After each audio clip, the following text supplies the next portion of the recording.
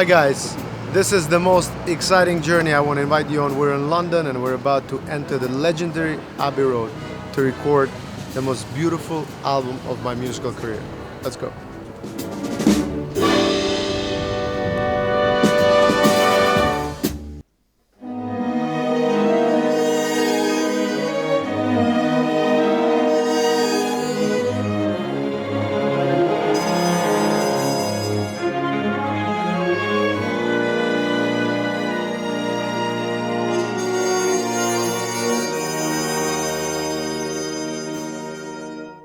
This album is an album we've been talking about making with Emin for maybe 4 or 5 years. Since we started working with him, we always had an idea to actually do something where he was singing some classics and standards. I like it when you go to the big chorus, because that's what I've heard on the demo that you sent me. Yeah, it should be strong. The idea came initially from Brian Rawling, because when we met many years ago, I was actually recording and singing cover songs. This kind of record fits him like a glove.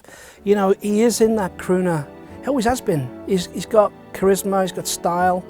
Let there be cuckoos along the door. The idea was we wanted to pick non-obvious standards. Songs that are absolutely fantastic, but they haven't been done as many times as My Way or Unchained Melody or Love Me Tender, that everybody has heard by every single performer. We must have listened to 30 or 40 songs, and we kept going back and, listening to songs that he loved, that resonated with him, and also that resonated with ourselves. Once we start picking those songs, one of them came about.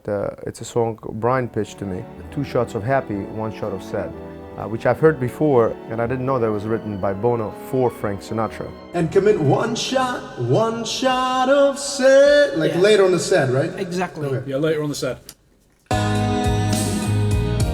shots of happy. It's an amazing song, really, really great song, written by 2 legends, never really been recorded. And I don't believe Frank Sinatra thought it was for him. There was an opportunity to record it, and we sent it to Emin, told him the story about the song, and he fell in love with it. It has a very different melody. Brian suggested, let's take the jazz out of the song, take the swing out of the song. Let's narrow down the tune so that the melody structures itself in a very understandable way. That's actually a good length.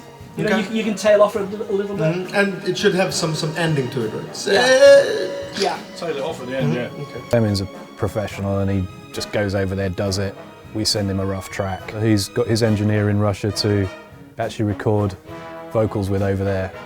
And so it's been quite easy for us to know which ones work straight away. And then we ended up ditching a couple that didn't work. There is some originality to the material. And of course we couldn't miss a song written and performed by Muslima Gamayev, which is called Blue Eternity.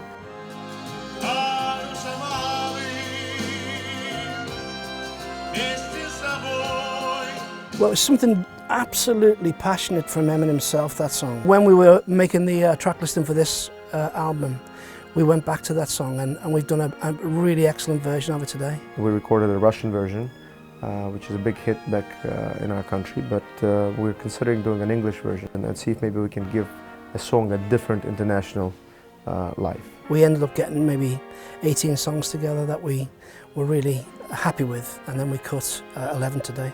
These songs are timeless, so once he's on them and he sounds great on them, we'll have a body of work which is classic stuff. We are now into the next stage, which is getting Emin over to do some vocals.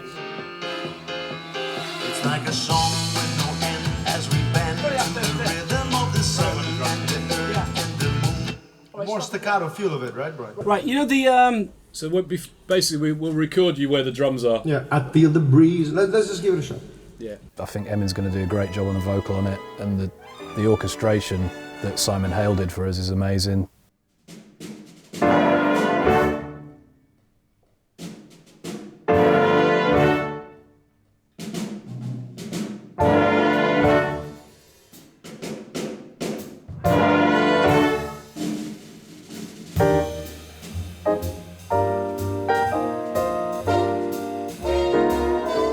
Today we've had 29 musicians all playing music at the same time. It's the first time they're sight reading, is the first time we hear any sound at all.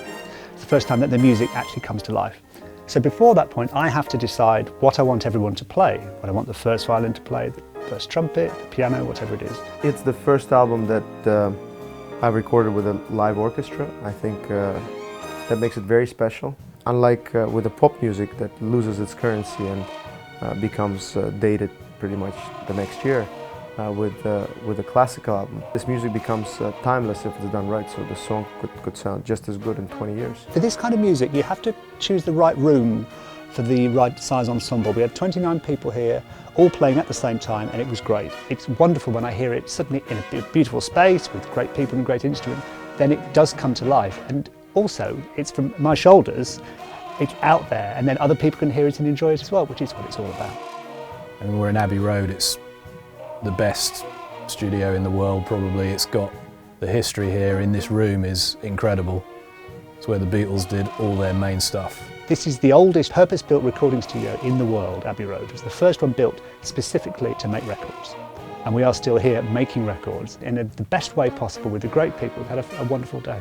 To do a covers album where you change those songs, reinterpret them a certain way, your own way, that gives those songs a different color, and I think that's what we've attempted to do.